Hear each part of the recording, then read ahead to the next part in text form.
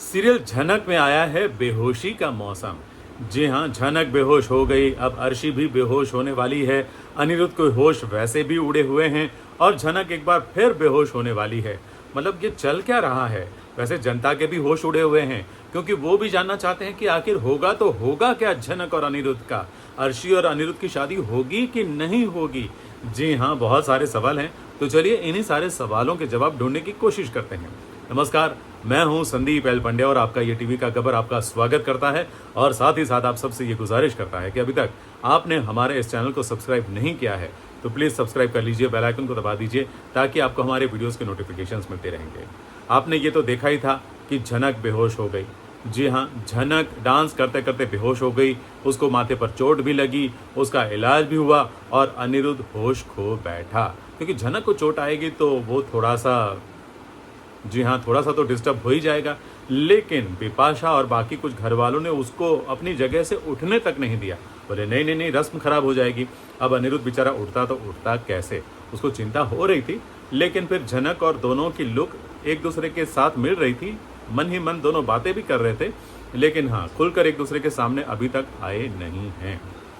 अब आगे आप जानते हैं कि झनक हल्दी का बाउल लेकर अर्शी के घर जाने वाली है। अपू दीदी ने जिद की थी, उसने तो मना कर दिया, बिपाशा ने भी मना कर दिया, लेकिन अनिरुद्ध ने बोला कि मैं लेकर जाऊंगा। तो हो सकता है कि जब गाड़ी में वो लोग जाएं तब अपू के साथ झनक को बैठना पड़े और वहाँ गाड़ी में दोनों के बीच कुछ बातचीत भी होगी और कुछ ऐसी बातें होंगी जो शायद झनक के होश एक बार फिर उड़ा दे, या फिर हो सकता है कि झनक कुछ ऐसा बोल दे कि अनिरुद्ध के होश उड़ जाए। जी हाँ, लेकिन जब वहाँ जाएंगे, जब अर्शी के घर पर, तो वहाँ अर्शी बेहोश होने वाली है। जी हाँ, वहाँ मेन वजह क्या है उसके बेहोश होने की ये तो पता नहीं। हो सकता है कि शायद वो सुबह से भूखी रही हो और एक दिन भूखा रहना पड़ा, उसको शायद भारी पड़ गया हो, तो इस वजह से वो बेहोश हो गई हो। वजह चाहे जो भी हो, लेकिन इल्ज़ाम तो झनक पर ही लगने वाला है, क्योंकि अपनी बेटी को बेहोश होते हुए देखकर माँ के होश उड़ जाएंगे ना, उनका दिमाग भी सटक जाएगा और सारा आरोप झनक पर लगाएंगे। लेकिन अच्छा है वहाँ मीनू है साथ में। जी हाँ, प्रोमो में तो यही देखा है हमने कि मीनू होगी और झनक का बचाव करेगी और अनिरुद्ध फिर से जैसे बेहोशी की हालत में है वैसे सिर्फ देखता रहेगा। लेकिन अब जब शादी की रस्में शुरू होगी तब झनक एक बार फिर बेहोश होने वाली है। जी हाँ, जब अनिरुद्ध और अर्शी की शादी होगी, दोनों मंडप में बैठे होंगे, तब झनक दोबारा बेहोश होने वाली है और तब डॉक्टर भी बुलाया जाएगा और डॉक्टर आकर जब अनाउंसमेंट करेंगे कि भाई झनक जो है वो प्रेग्नेंट हो गई है, तो वहाँ जितने लोग होंगे उन सबके होश उड़ जाएंगे। जी हाँ, सब सोच में पड़ जाएंगे कि आखिर ये हुआ तो हुआ कैसे। अनिरुद्ध को भी झटका लगेगा, लेकिन कहीं ना कहीं उसे समझ में आएगा कि ये बच्चा जो है वो मेरा ही है, क्योंकि मैंने ही तो कश्मीर में झनक के साथ सुहाग रात मनाई थी।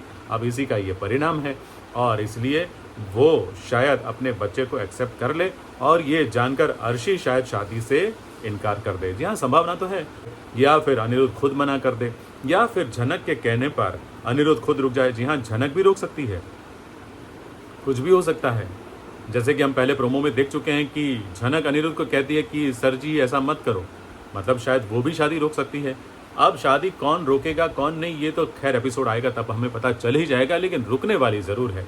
और ये सुनने में आ रहा है कि झनक फिर मुंबई चली जाएगी।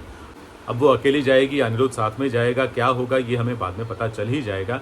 लेकिन हाँ, झनक का मुंबई जाना तय है और जैसे कि हमने सुना था कि उसका मिसकैरेज भी होने वाला है, तो कहानी में एक नया मोड़ बाद में भी आएगा। तो झनक के लिए तो आगे बार बार या तो होश गंवाने के मौके आएंगे या फिर उसको अपना सब कुछ गंवाने का मौका आएगा। जी हाँ, उसके नसीब में हमेशा दुख है, तो वो दुख उसे आगे भी झेलते रहना पड़ेगा, तभी तो कहानी आगे बढ़ेगी।